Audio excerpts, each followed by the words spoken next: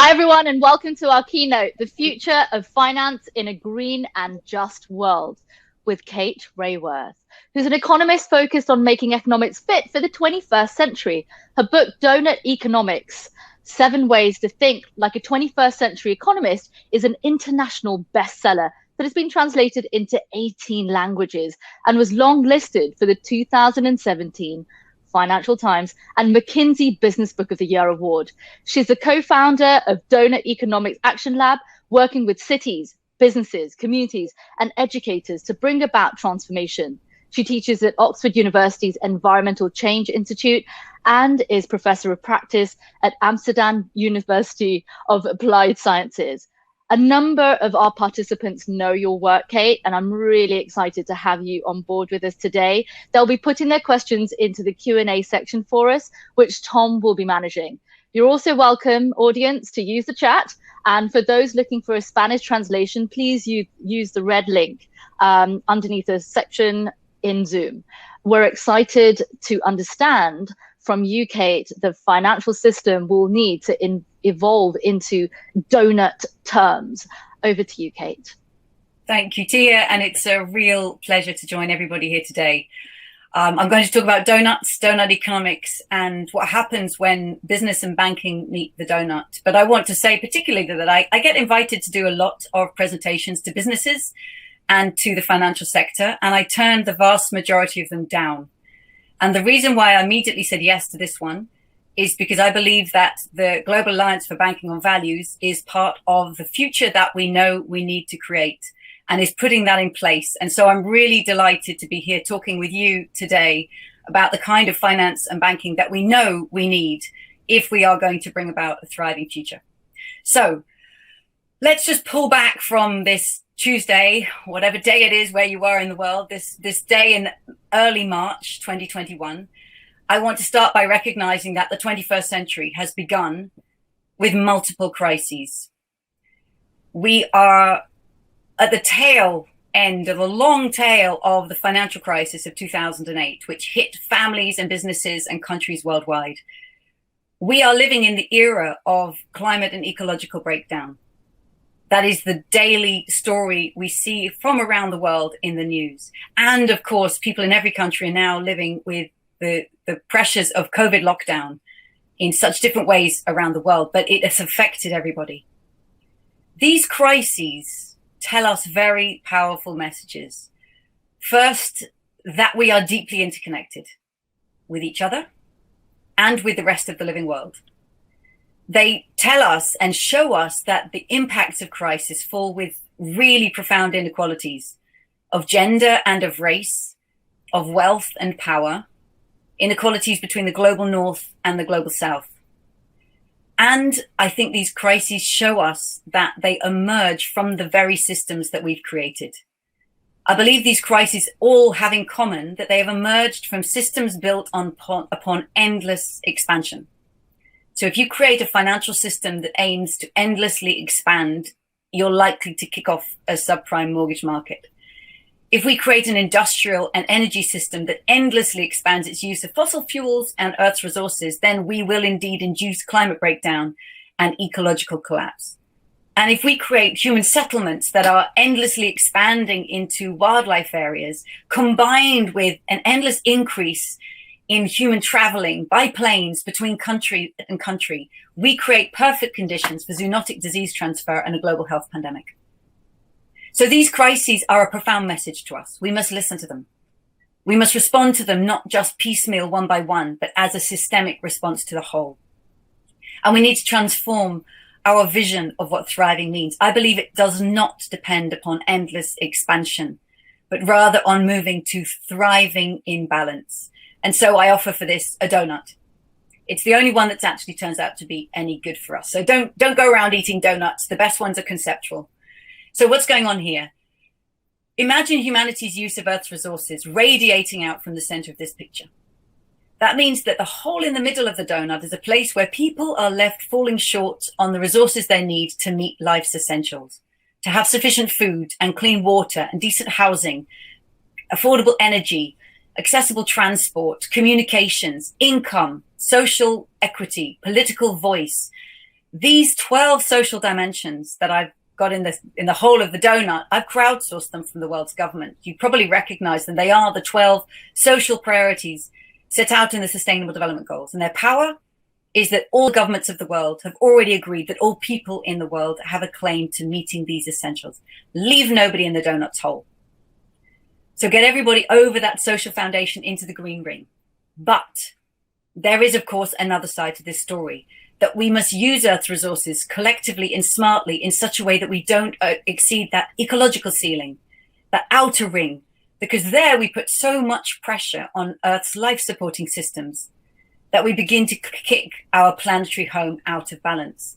And these 9 dimensions, from climate breakdown, ocean acidification, a hole in the ozone layer, biodiversity loss, these are, of course, the 9 life-supporting systems that are known as planetary boundaries, created by Johan Rockström and many other Earth system scientists just over a decade ago.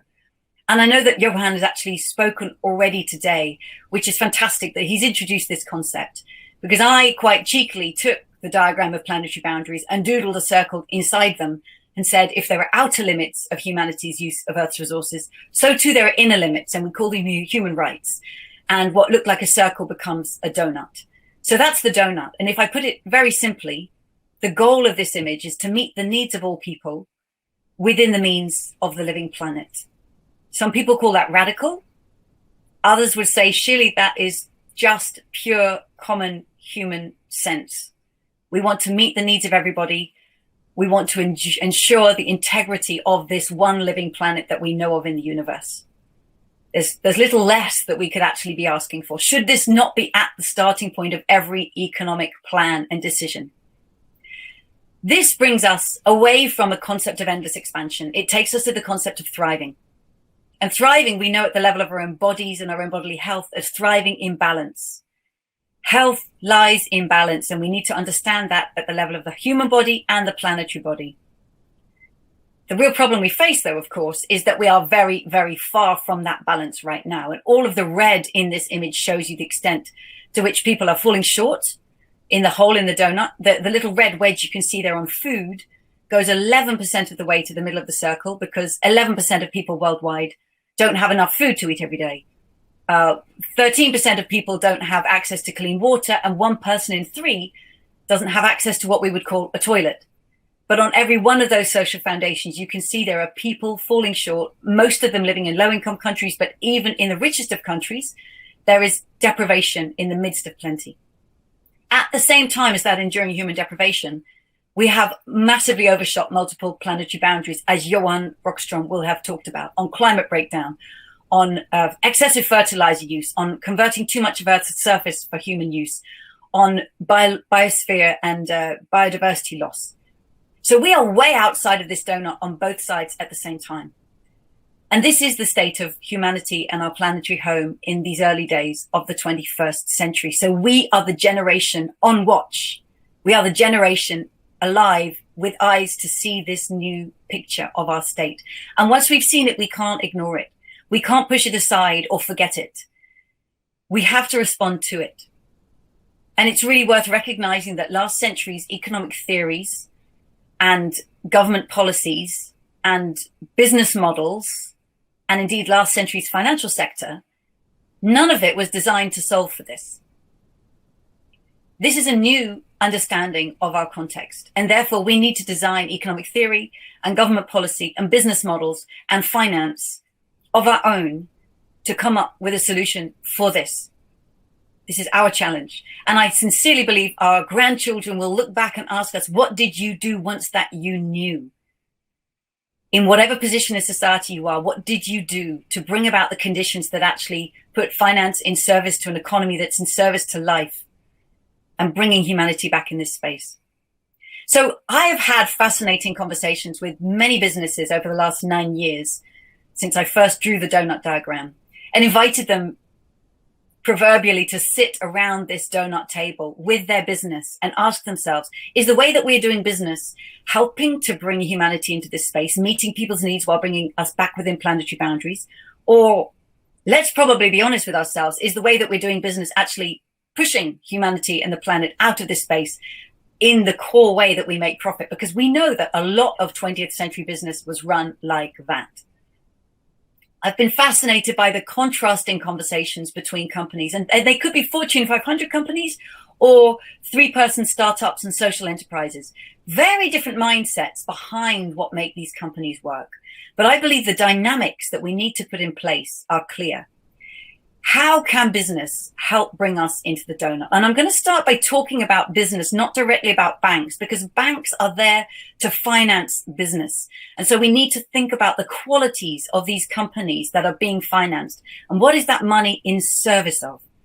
And the dynamics that I believe we need to create are to create businesses and to finance businesses that are regenerative and distributive by design. To me, these are the principal dynamics for 21st century success. The red in that picture shows you that we have a deeply degenerative economy and a divisive economy with extremes of inequality. We need to create regenerative and distributive economies. And let me dive in and say more about what each of those would look like. So we've inherited degenerative industrial structures where we take Earth's materials, make them into stuff we want, use it for a while, and then throw it away.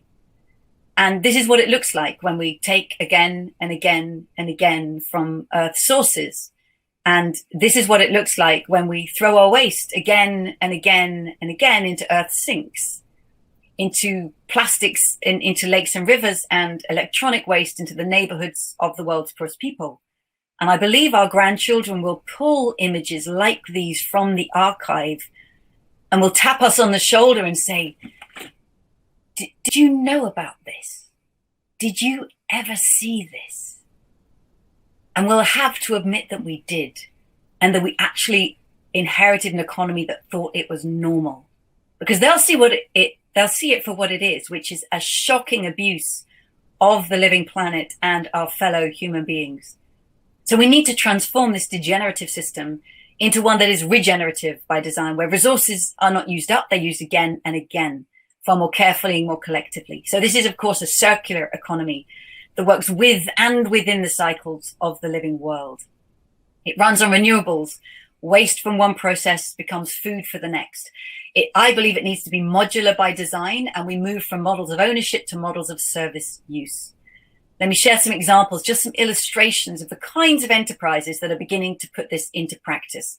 And I want to start in one of those places where there were no toilets, in the settlements around the city of Nairobi in Kenya.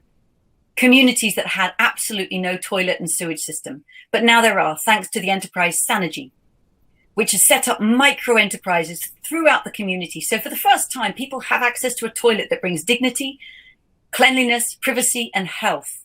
It eliminates appalling basic diseases like cholera and diarrhea, which can completely undermine a community. But that waste is collected every day, and then it's turned back into fertilizer and applied to local fields. So at the technical level, Sanergy are closing the nutrient gap. But at the social and community and business level, they are creating microenterprise. They are bringing health and a vibrant community to life. To a very different part of the world. In Sweden, there's a sportswear company called Houdini, who are committed to making clothing that is in harmony with the living world. And Houdini make all of their clothing either from wool and tencel, which are organic fibers and which can decompose, or from recycled nylon and polyester. And with the organic fibers, they actually say to their customers, bring them back, give them back to us. We will literally compost them. They put them in a compost bin. They turn them back into rich soil to show the circularity of the materials. And then they grew food on top of this compost and served it back to their customers. And they said, you are eating your old ski wear, as a brilliant, playful way of demonstrating the circularity of the organic cycle of life. Fairphone, a Netherlands-based company, knows that there are different ways of making mobile phones. And instead of having phones that have inbuilt obsolescence and have to be upgraded literally every year or 2 years, they are making phones that are modular by design, that are open and intended to be opened and upgraded with the battery or the camera replaced and renewed by the consumer, by the user. This is open system design, looking to connect with a wider ecosystem of other designers. And then this building in Amsterdam, the Circle building, if you look carefully, you can see, first of all, most things in it are made of wood. And if you look very carefully, you can see that nothing is cemented and glued together. Everything is clipped and bolted together by design so that it can be unclipped and unbolted. This is the beginning of circular building construction. So the materials can have a long life and have a vision for their use and reuse. These are just some examples of companies that are putting regenerative design at the heart of the way they work. You can see they're in rich and poor countries. They are in very different sectors. It's the principles that they have in common. So that's becoming regenerative by design. But also, I think it's crucial that we create enterprises that are distributive. What do I mean here? I think the 20th century model of business very often focused on capturing as much value as possible for the owners of the enterprise, and that's financial value. And this was reified and celebrated as the mainstream business model. But now we see new kinds of businesses coming through that focus on sharing value far more equitably with all who co-create it. So again, let me show some illustrations of enterprises that I believe are putting this at the heart of their design. These are kinds of enterprises that have what you could call rooted ownership, like Good Energy, a locally, a UK-based renewable energy company, 100% renewable energy. And many of their suppliers are community-owned wind farms or solar farms. So that the ownership of that enterprise is local and long-lasting. Companies like Moye Coffee recognize that when coffee is grown, the value of the coffee, very little of it is kept in the country of origin, like Ethiopia, as we're seeing here. The vast majority of value of a coffee chain is captured in the country that gets to roast the coffee and turn it into a high cost drink. So Moye Coffee have committed to building roasteries in the country of origin because their purpose as a coffee company is to produce great coffee that ensures the value is captured and held amongst the communities where that coffee is actually grown. To me, this is a really great example of distributive design at the heart of the purpose of their business. I'm going to mention Houdini again, the Swedish sportswear company, because they say we're using circular materials and circular fabrics, but we don't want to be the only company.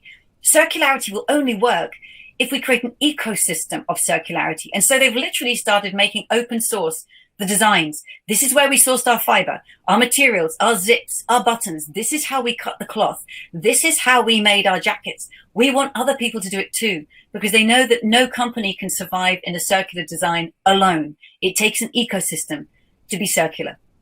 And lastly, I'll mention the company Lush, a cosmetics company. I mention them because they're one of the few large companies that have signed up to the fair tax mark. What is the fair tax mark? It's when a company commits to paying the right amount of tax in the right place at the right time. And even though that might sound vague, we know very well that a lot of companies spend an awful lot of money ensuring they pay the least amount of tax in as few places possible, as rarely as possible.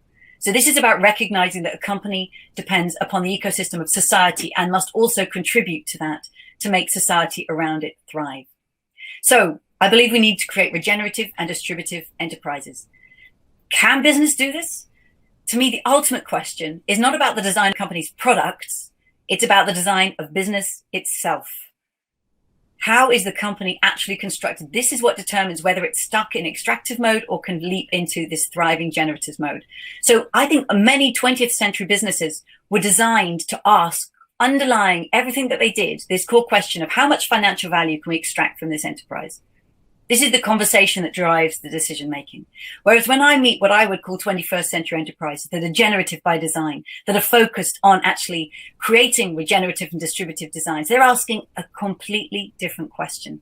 They're asking how many different kinds of benefits can we layer into the way we design this enterprise? And as I say that, I bet everybody listening can think of companies of both kinds that are operating today. So what is it that determines the difference between them? This is what has fascinated me in my conversations with companies, some of which see the donut and say, that's a sorry story, but you know, the business of business is business. And others of which, when they see the donut, they say, that could almost be our company logo. That is why we exist, to serve that need. We just use business as a vehicle for making it happen. What determines the difference between these two? To me, it's these 5 design traits that I'll speak to. The first is, of course, purpose. Why do you even exist as an enterprise? There must have been a lot of interesting conversations about purpose in Dong Energy, Danish oil and natural gas, the company that used to produce 85% fossil fuels and 15% renewable energy. And they decided they wanted to shift. They gave themselves 30 years to make that shift. They did it in less than 10.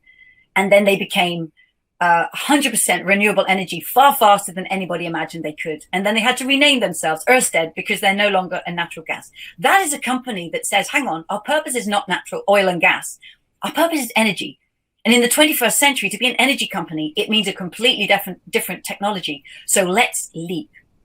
So start with purpose, but it's never enough to change your purpose, to say we're doing leadership with purpose. It has to be integrated throughout the other design traits. And the second is, of course, your networks, your enterprise networks of your customers, your suppliers, the relationships you build and how you embed your values in those relationships. I'll mention again Good Energy, which has a very strong method of building its relationships with its customers, with its suppliers, and with its ecosystems in the renewable energy sector. So that if ever they feel under pressure to lean away from their values into more short-term principles, those relationships will hold them to the values that they say they stand for. Governance, a huge issue, of course. And there's also, there's questions of the principles and practices, the metrics, the incentives, and the culture and norms of governance. I won't dive in deeply, but we know that doing that in a generative way sits in tension with the pressure that so many companies are under every quarter to show that they have growing sales, growing profits, and growing market share. And so, of course, there are some governance designs like the B Corp movement, like the economy for the common good, which introduces methods of freeing yourself and holding yourself to bigger vision governance. So purpose, networks, and governments, you can change these things. Now I want to get down to the design traits that really profoundly matter and where finance becomes key. Ownership. How is an enterprise actually owned? Because whether it's owned by venture capital or shareholders or private equity or the founding entrepreneur or by a family or by its employees or by the state or as a co-op, all of these very different ownership designs, which are all prevalent in the world today, of course, have profound implications for what sits at the bottom of the signboard. And it sits there because it's the most powerful. And it is, of course, finance. And the finance that is drawn to this enterprise, and whether that finance is demanding high and fast financial returns, or whether that enterprise is committed to delivering long and holistic social and environmental returns. And of course, this is exactly where the story of your banks is crucial. Because when I talk with companies that are aiming to be generative, it's around the availability of finance that's aligned with their vision, with their purpose and their networks and governance and how they're owned. It's the finance that is essential to make sure that that finance is in service to the enterprise they have created, which is in service to regenerative and distributive design. And so I very often talk right here about the Global Alliance for Banking on Values, because it's organizations like yours that demonstrate to the rest of the financial sector that this is not only possible, but actually essential. These companies cannot survive and thrive and succeed and become the norm if they don't have that finance behind them. So first, I just want to acknowledge the importance of your sector, and that's exactly why I'm here today, because I see its crucial role in the wider reorientation of 21st century business. But then I also want to finish by inviting you as banks to put your own institutions, each bank and your alliance as a whole, run it through this signboard. Each bank, ask yourself and keep renewing that question of what is our purpose? Why do we exist? And what are the networks we're building? Who are the people to whom we're lending? Who are our customers on all sides of the business? And how do we instill our values in them? And how do we make sure they hold us to those values? And how do we govern ourselves? Who has voice at that decision-making table? What are the principles that we are, the metrics we are measuring our success by, and the incentives that we're giving to middle managers, and are they aligned? But profoundly again, how are we as a bank owned? And what does our own finance demand? What do we think and what do we tell our customers is a decent financial return? And to me, this is the most profound question of the 21st century. What is a reasonable, appropriate financial return in the 21st century on a planet that's been profoundly degraded and requires ecological restoration, in communities that have been actually often stripped out and made incredibly unequal. We need that reinvestment in community. So we know we need to generate social value and ecological value, along with it a fair financial return. And the question of what is a fair and potential and possible financial return is a massive one. And I would really enjoy a discussion of that later if people want to talk about it. I'd love to hear views from your sector. So let me finish by saying I invite you to put this signboard on the table in your company and ask yourself which of our design traits as our own business are drawing us back into serving extractive enterprise, which are actually trapping us in that 20th century mentality, which hold us back from the bank we truly want to be. And which of our design traits already enable us to serve these generative enterprises, and how can we reinforce them? And how can we ensure that they actually predominate? And of course, I know that the 6 principles of the members of your alliance are quite closely aligned with many of these values. So I know that what I'm talking about is very close to home. And then I want to ask this last question, because we know that no business can do it alone and no bank can do it alone, let alone an alliance of banks. We need, of course, the context to make it possible. So what is the regulatory, infrastructural and cultural changes that are needed to make this kind of finance and this kind of banking the norm?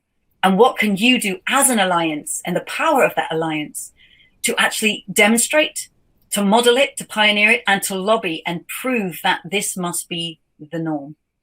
I'm going to stop there because I would really just enjoy turning this into a conversation. But I want to thank you again for existing as an alliance, for proving that there are different ways of doing finance, for proving that you can put purpose and principles at the heart of the way you design yourselves.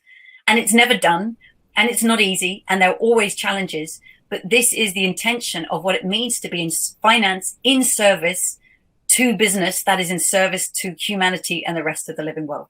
Thanks very much. And I really look forward to the discussion. Brilliant. Thank you so much, Kate. That was incredible. So much of the information that we got from the presentation is very much aligned with values-based banking, the whole point of the existence of this alliance. And what I'm quite keen to sort of explore is the next steps. So where do we go from here? In terms of the actual Doughnut economics, one of the things that we've understood is there is a sunk cost.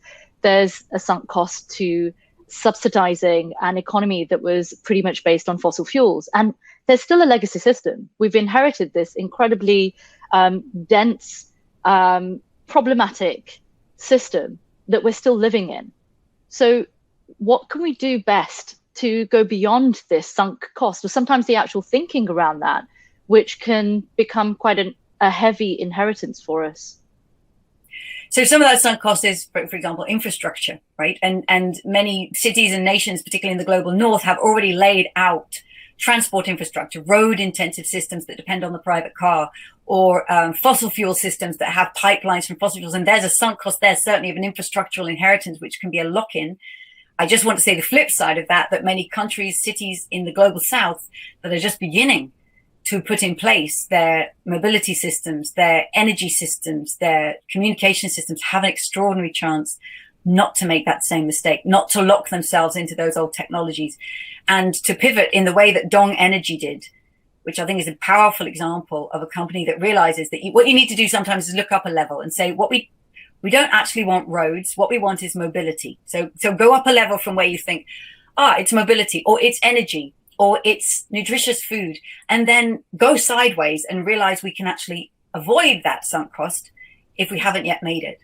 But also we have to work with the infrastructures that we have, because there may be sunk costs, but there are also huge investments of education, technology, and opportunities and organizations that, if they pivot their purpose and design, can pivot a phenomenal amount of resources in another direction. I mean, we know that the world's governments are still investing $5 trillion of subsidies in the fossil fuel industries, right?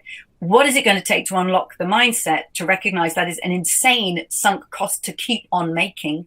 It's literally sinking us in the wrong direction. To pivot that in the direction where actually the multiplier effects of the value that's created by moving to renewable energy, by creating an ecosystem of new enterprises, is so much more vibrant.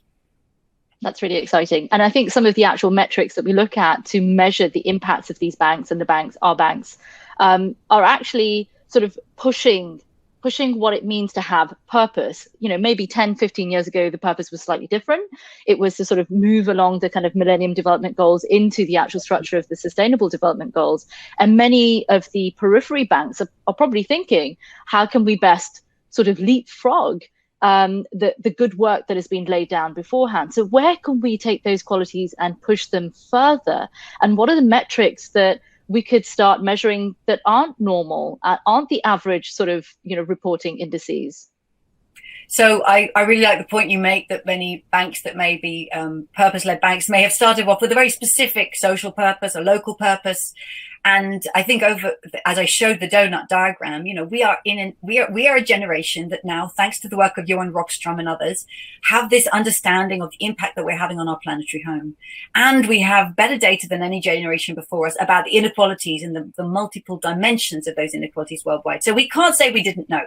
And we may have begun as an enterprise that had a very specific social focus or a particular environmental focus. But now that we see the whole, I do think there's an obligation to say we need to widen that perspective. And it doesn't mean that every bank needs to do everything, but every bank needs to make sure it's not undermining anything. So although you may have a social focus, you also need to make sure that the investments you're making are not undermining other ecological areas or other social areas. So it's that widening. And I'm seeing that in the work and the pickup that Doughnut Economics is getting, say with cities. We're seeing cities, and I'm moving away from finance for the moment, but just as an analogy, because I think it's very relevant. We're seeing cities that say we've got a low carbon plan. Oh, and we've introduced a circularity plan. And they suddenly realize that they don't want all these separate plans. What they need is actually a bigger holistic vision. And that's why they are introducing the Doughnut as a holder for multiple things they already knew that they wanted to do. So to your question around metrics, first of all, I'm going to say I don't have the answers. I would love to hear from banks. They're saying these are the kinds of metrics that we're bringing. Now, I know one example, it's not from a bank, it's from Unilever. When Paul Pullman was the CEO, he's a very good example to me of somebody who was really trying to pivot the design of his company on this signboard. So he pivoted Unilever's purpose towards a sustainable living plan. He pivoted their networks and joined some very progressive alliances of businesses and would go to the World Economic Forum and lobby for progressive regulation. He pivoted the governance of the company, including the metrics, and started saying, we are going to judge a success on how much we cut our carbon emissions, on how much we reduce our water use, and our customers reduce their water use, on how much we improve health. That is really ambitious to show those metrics in a mainstream company that knows it's still going to be held by the market to account for its financial returns. And I'll just finish the Unilever story because it's also a very powerful example of what happens when you pivot some of these design traits like purpose, networks, and governance to generative design. But if you're still owned by the stock market, you are therefore still at the behest of short-term financial demand. And that's why in 2018, Unilever was the subject of a hostile takeover bid, almost taken over by Kraft, Heinz, and 3G, because they said you are leaving some value on the table, which is an extraordinarily cynical phrase for you're giving value back to society, you're giving back to the living world, and we'd like to capture it as financial value for shareholders. So even major companies like Unilever, when they try and redesign themselves, if they haven't aligned all of these design traits, they are at the risk of being pulled back into extractive enterprise. That, again, is why we need ownership and finance that actually is aligned with their purpose. So if there are banks here that actually have metrics that say, to what extent are we lending to companies that are showing they are part of the circular economy? To what extent are we lending to companies that are employee owned, cooperatively owned? Can we show, and I would love to see banks start to generate metrics that say this is the beginning of a dashboard to the extent to which we are moving from degenerative to regenerative financing. This is the beginning of the extent to which we're moving from divisive to distributive design. And it's going to show up in many, many, many different ways. There's no one single indicator that we could look for. But it will be a fantastic project to go through the portfolio. And how do we say that's the old book, this is the new book, and these are the metrics that show us we're transforming not only in who we're financing and how we're financing them, but the impacts that we know that they're having in the world. It comes back to my favorite quote, which is reality is limited by our imagination, and the economic system is largely designed through our imagination. And if we're able to imagine what an integrated city or an integrated financial system could look like, we can actually have that value sort of spread out across the entire sort of ecosystem. And I think as we're moving from that default traditional business structure of sort of short-term growth or short-term investment or return on investment.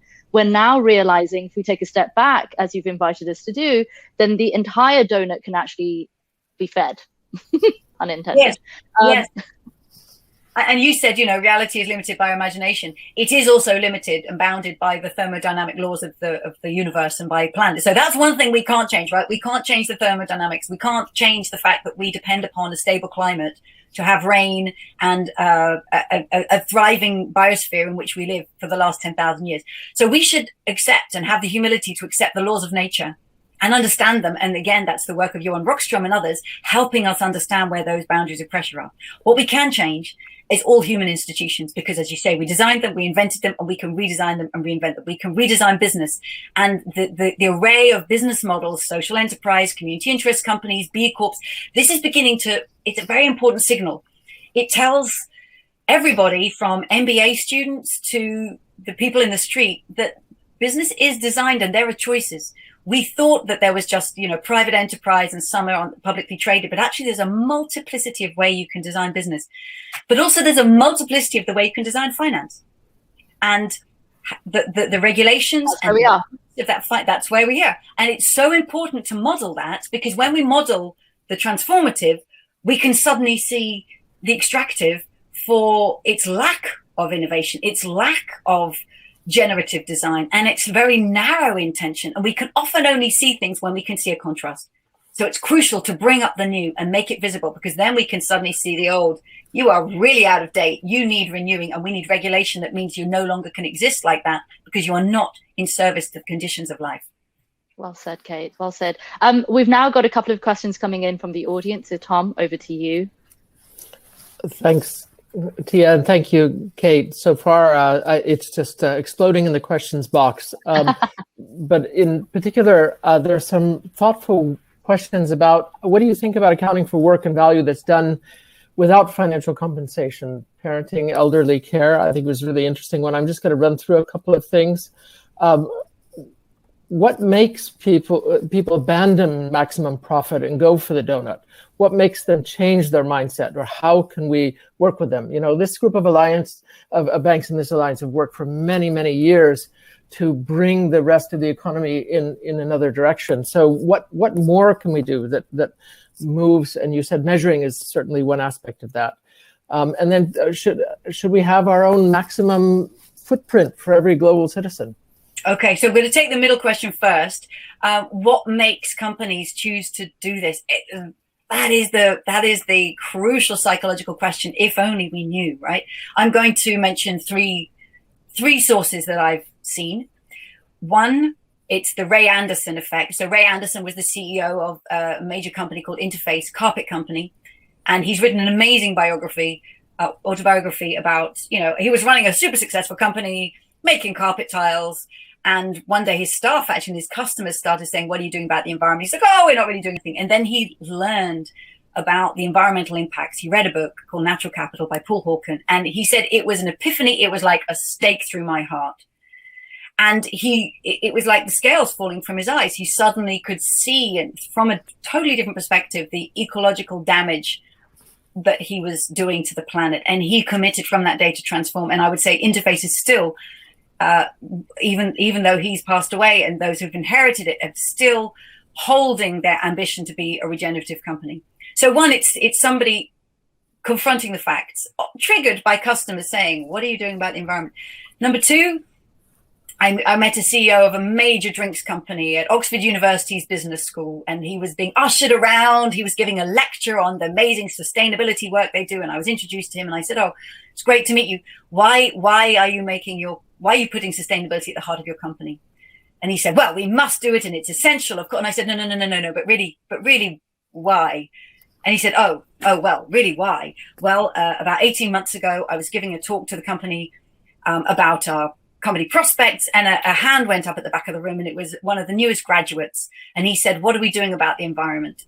And I, the CEO, I didn't know. And I was embarrassed, but I turned to the head of corporate affairs. Always a worry when the CEO turns to the head of corporate affairs to find out what we're doing about the environment. I turned to the head of corporate affairs, and she said what we were doing. But he said, as I left that stage, I was embarrassed. And so I then decided I had to put this at the heart of a vision. And 18 months later, there he is at the university business school giving a big talk to everybody about his company. Both of these cases, it's a customer saying, what are you doing? Or it's the latest employee saying, what are you doing? And then the third one is what I will call the grandpa effect, because it usually is grandpa. It's a grandchild tugging, grandpa, what is it you do in your business? It's that long sense of legacy that people often at a point in life when they have children and their children have children and they suddenly can hold their grandchild in their arms and realize that this child will live well into the 22nd century. And that's not a distant future. It's an intimate family fact. And, Kate, one of the things I just want to pause you on, I think I could come up with 20, 30 examples from our banks of what you've just described. You know, the largest network in the world for mobile banking is Bangladesh. You know, the work that's going on in Southern Bank Corp. I mean, just one of the things I'm really struggling with is how do we get these stories out there? So you have grabbing stories, and we'd love to give you all our stories, by the way. I would love your stories. How do we make sure that the GABV, working with projects like PCAF, become much more mainstream rather than end up in a side stream? Well, first of all, I would get those stories. I would get the person, because it often is one person who was in a position of power who, through somebody asking a question, making them embarrassed or making them see the long future, somebody has an epiphany and takes it to the board and starts making things happen. Now, if you can get that person talking and telling this story like I'm repeating other people's stories, I think there is nothing more persuasive and more powerful than the human intention and the human honesty about the wake-up call. And that moment when I realized we are moved by each other and we are inspired by each other. And often people ask me, you know, where do you think change happens? How will we begin to get in the donut? I always say change starts here. It starts in a conviction, whether it's a parent at the school gate or a CEO or the youngest employee who dares to put up their hand and ask the CEO that question. It starts here. So I would get those stories on video and get them out, because people are moved by people. And once CEOs will hear your CEOs telling, this is the story of why I joined this bank, why I created this bank, why we pivoted this bank, it asks the unspoken question of, and why haven't you yet? Why haven't you done that in your bank? You go home and sit on that quietly and think about that tonight. Beautiful.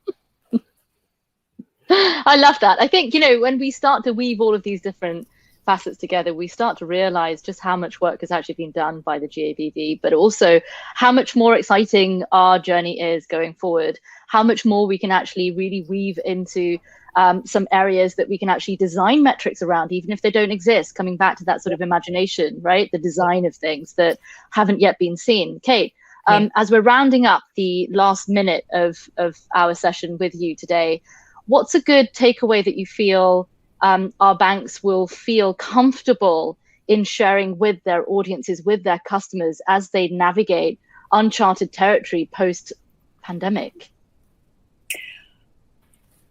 It always starts with purpose and intention. And knowing that if we have the intention as a bank to be in service, and I love the idea, let's go back, you know, the financial services industry, this is a service, it is in service. And it's a wonderful thing to be in service. Actually, when you choose to put your work and your life in service, it's huge because it's so much bigger than you. So the bank is in service to supporting enterprise that we know can be a vehicle for transformation that can bring about regenerative and distributive design. And it's not easy. And the legislation, the regulations and the culture around us are not yet aligned with that. But these banks and these enterprises are the pioneers. You are at the front of the ship and taking the wave. And celebrate that and celebrate each other and recognize the strength in the alliance that you make. You are demonstrating the alternative is possible, and it leaves others with a quiet disquiet in their belly. And that's a good thing that they are challenged and keep driving forward this. And I see this as big teamwork. So in some sense, we are all on a big team here together, playing different roles, but we all know that we're in service to and oriented towards a different goal. So let's keep on this big teamwork. Thank you, Kate. Thank you, Tom. We're now going to get ready for our next session. Thank you all very much for joining. It was absolutely incredible to dig deep into Kate's Doughnut economics. You can follow more about her work online, and I'm sure she would really appreciate your feedback from today's session too. Coming up, with a custom designed learning journey with Sunrise Bank. See you all very soon. Thank you. Take care.